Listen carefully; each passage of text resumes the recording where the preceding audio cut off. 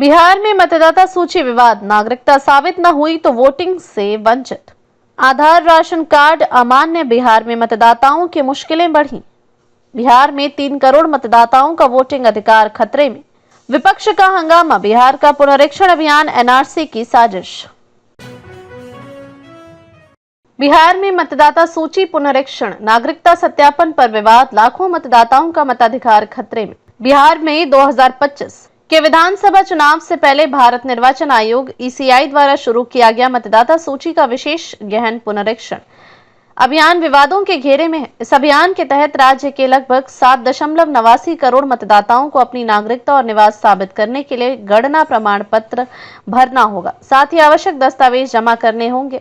इस प्रक्रिया को लेकर विपक्षी दलों और सामाजिक संगठनों ने इसे अलोकतांत्रिक और गरीब विरोधी करार देते हुए तीखी आलोचना की है। भारत निर्वाचन आयोग ने बिहार में मतदाता सूची को अद्यतन करने के लिए अभियान शुरू किया है, जिसका उद्देश्य फर्जी और डुप्लीकेट मतदाताओं को हटाना, नए योग्य मतदाताओं को जोड़ना और सूची को त्रुटि रहित बनाना है। आयोग का कहना है कि यह प्रक्रिया पिछले 75 वर्षों से समय समय पर होती रही है, लेकिन बिहार में 2003 के बाद कोई गहन पुनरीक्षण नहीं हुआ। इस अभियान के तहत सभी मतदाताओं को गणना प्रपत्र भरना अनिवार्य है।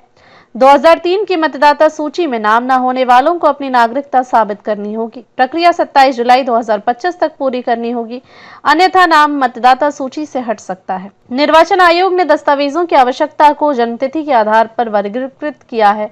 1 जुलाई 1987 से पहले जन्मे लोगों को केवल स्वयं का एक वैध दस्तावेज जैसे जन्म प्रमाण पत्र, पासपोर्ट, मैट्रिकुलेशन प्रमाण पत्र, आधार कार्ड या सरकारी पहचान पत्र जमा करना होगा। 1 जुलाई 1987 से 2 दिसंबर 2004 के बीच जन्मे लोगों को स्वयं का एक वैध दस्तावेज और माता पिता में से किसी एक का जन्म तिथि स्थान प्रमाणित करने वाले दस्तावेज देना होगा।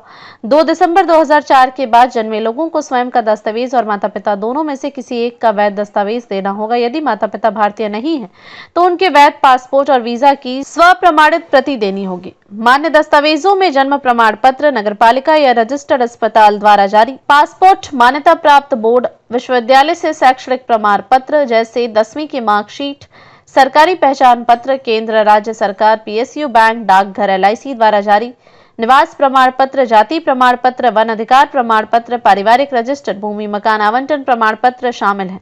विवादास्पद बिंदु यह है कि आधार कार्ड और राशन कार्ड को स्वीकार्य दस्तावेजों की सूची से बाहर रखा गया है, जबकि बिहार में 90% से अधिक लोगों के पास आधार कार्ड है। यह निर्णय कई लोगों के लिए दस्तावेज जुटाने को चुनौतीपूर्ण बना रहा है। प्रक्रिया के तहत बूथ लेवल ऑफिसर, बीएलओ घर घर जाकर गणना प्रपत्र बांट रहे हैं और दस्तावेजों का सत्यापन कर रहे हैं।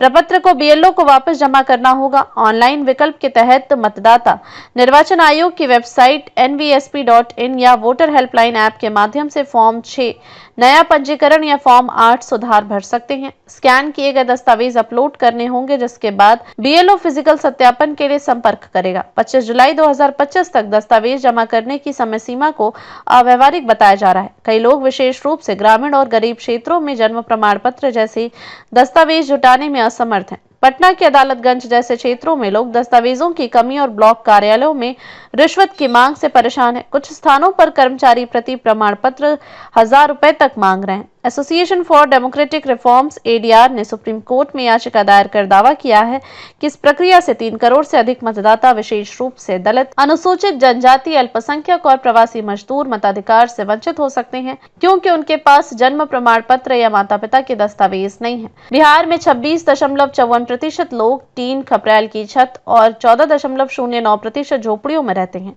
और केवल 60% के पास पक्के मकान हैं। इन समुदायों के पास सरकारी दस्तावेजों की उपलब्धता सीमित है। विपक्षी दलों जैसे कांग्रेस, तृणमूल कांग्रेस और एआईएमआईएम ने इस अभियान को गुप्त एनआरसी और भाजपा की साजिश करार दिया है। तृणमूल कांग्रेस के सांसद डेरेक ओब्रायन ने इसे नाजी शासन जैसा बताया।